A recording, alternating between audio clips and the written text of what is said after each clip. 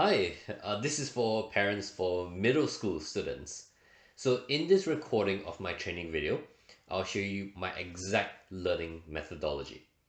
By the end of this short training, you'll become better at helping your child with studying at home and also empowered to make the best education decisions when hiring a private tutor or coach. So I'm Chris Chow, qualified teacher, learning specialist, and I'm also a teacher and tutor trainer. So for the next 15 minutes, make sure that there are no distractions. You might even want to have a pen and paper ready to take down some notes. So see you on the inside.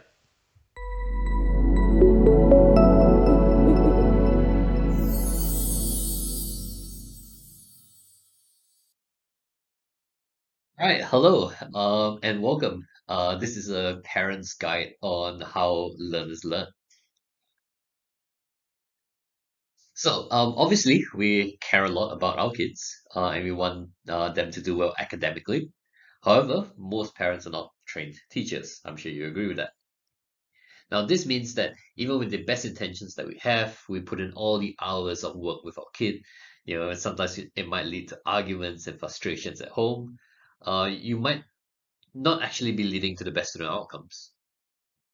So when it comes to hiring a private tutor, you also don't know what to look for because, well, you're not a trained teacher, right? So how do you differentiate a tutor who implements the best teaching practices and the ones who don't?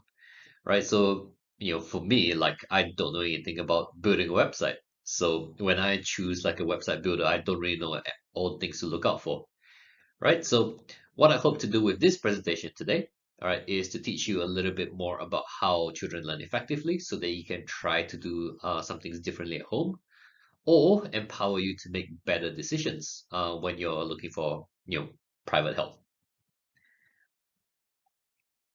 Right. So learning principles.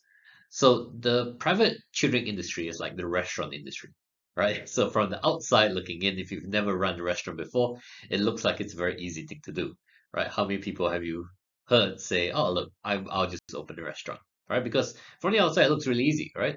You just cook food and serve it, right? But anyone who actually runs a restaurant will tell you that there is so much more than just that, right? You need to think about your branding, you need to think about your environment, you need to think about your hiring, your chefs and your suppliers and all these sorts of things. And there's just so much to know, right? So similarly with many self-proclaimed tutors out there, a lot of them, I don't deny, are subject matter experts, but many of them haven't even read a book about learning principles.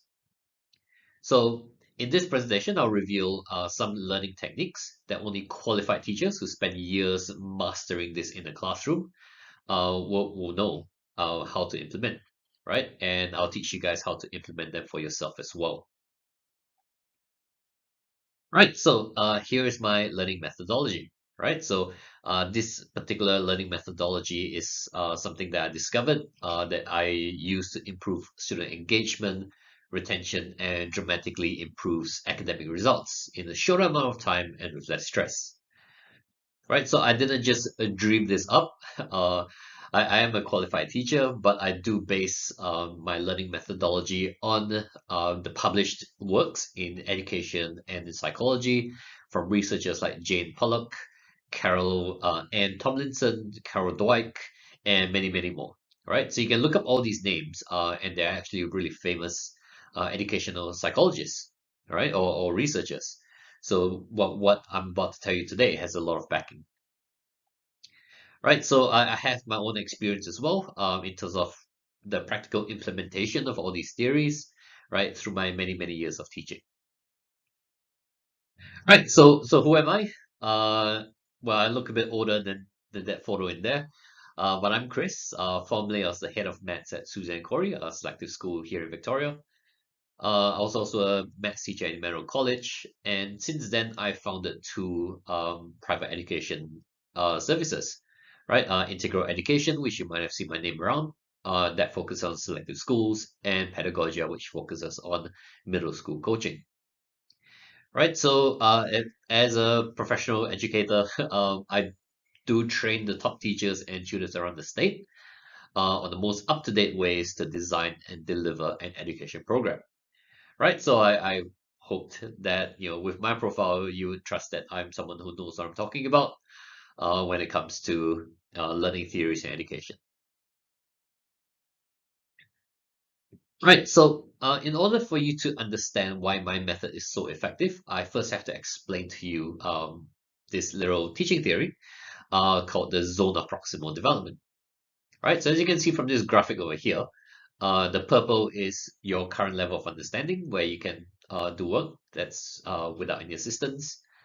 The biggest green level is out of reach, right? So even with some assistance, you'll find this really difficult to do, right? So there's this sweet spot in the middle, right, which we call the zone of proximal development, right? So simply in layman's terms, it's the sweet spot for learning, right? So if you give someone work that's too easy or too hard, right, they won't be engaged with the work that's in front of them, right? And this is actually the reason for all behavioral issues, assuming a normal child with no learning disabilities.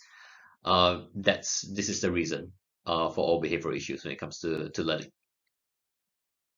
right? So while it sounds like a very simple principle, right? It's very easy to understand. It's a very simple principle, but it's very difficult to implement, right? Because every student is operating in a different zone, right? So you might think that, or if you got to work with kids one-on-one, right? And so a lot of providers that I see out there, right? They put a lot of students through the same program, assign the same homework, right? And schools do this as well because teachers unfortunately were overworked and under-resourced, so there just isn't enough of resources to apply this effectively, right? So if you imagine a place where everybody does the same work, everybody's expected to learn at the same pace, right? Obviously, yeah, you're going to miss a lot of zonal proximal developments over there, right? And the whole thing is not going to be very effective. Right, so now that we understood what the ZPD is, the zonal proximal development, right? This is what you should be doing if you're trying to work on with your child at home, or this is what you should be looking out for if you're looking to hire someone to help you with this.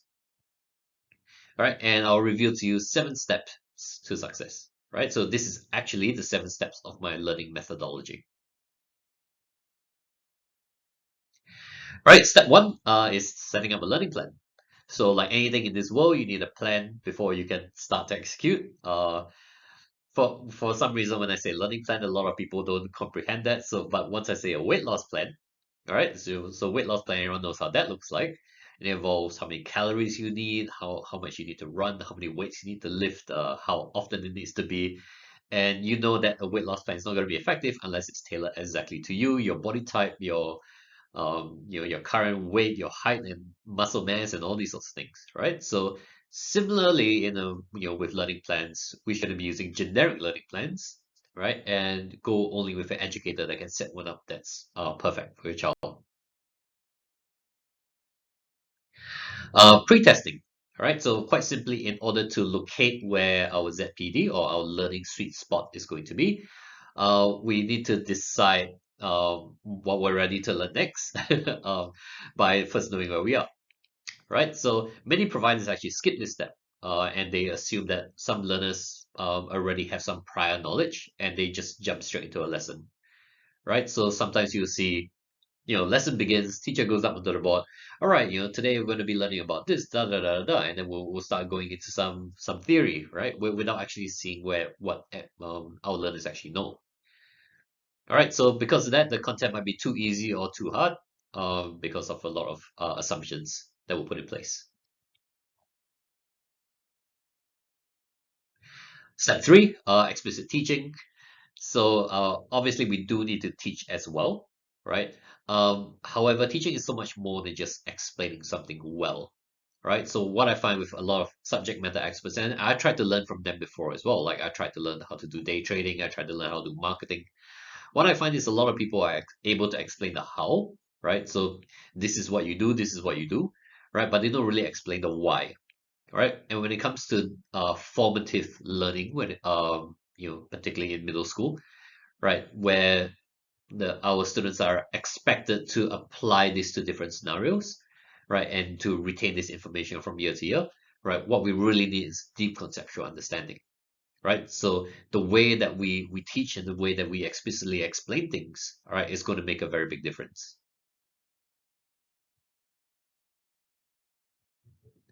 All right, step number four is collaborative activities. Right, so all studies point towards retention is greatly increased when we work with our new concepts, right? Some hands-on experience, but also when we discuss and we teach others, right? So just to give you a short, small example, a student retains up to 4 times more when they're explaining this concept to a friend compared to just passively learning, right? And this is the reason why one-on-one tutoring is less effective because the student doesn't really have an opportunity to explain to somebody else who doesn't know how to do this. They don't have the opportunities to collaborate with others to figure it out, and they're just working with one other expert. Now, I'm not saying that one-on-one learning is bad. I'm just saying that they're probably missing a step or two in their learning.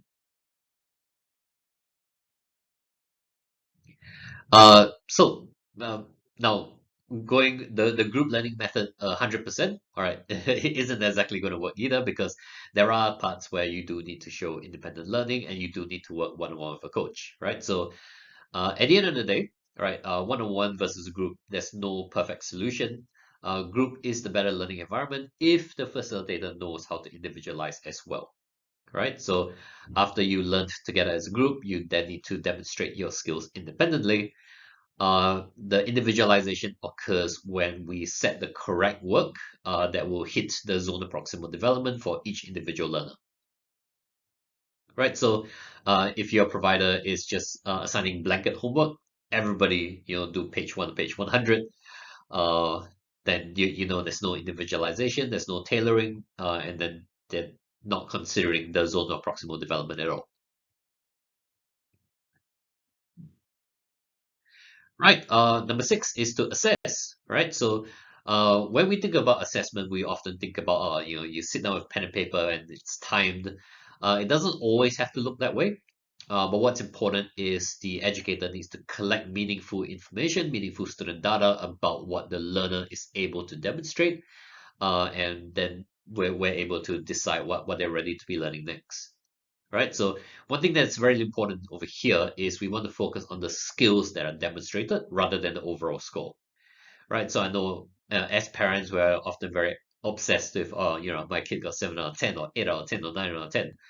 While obviously getting closer to the perfect score in that given framework is ideal, it's more about what are they missing, what do we need to work on, are there patterns about them getting this question right for the first time but not with the second, and things like that, right?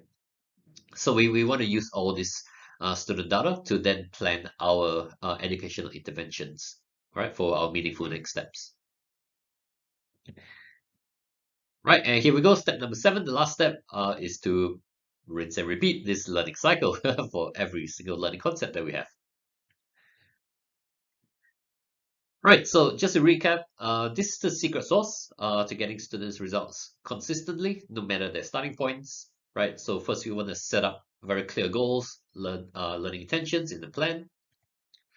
We want to pre-test to shape the teaching and learning journey so that we know what our learners know and don't know.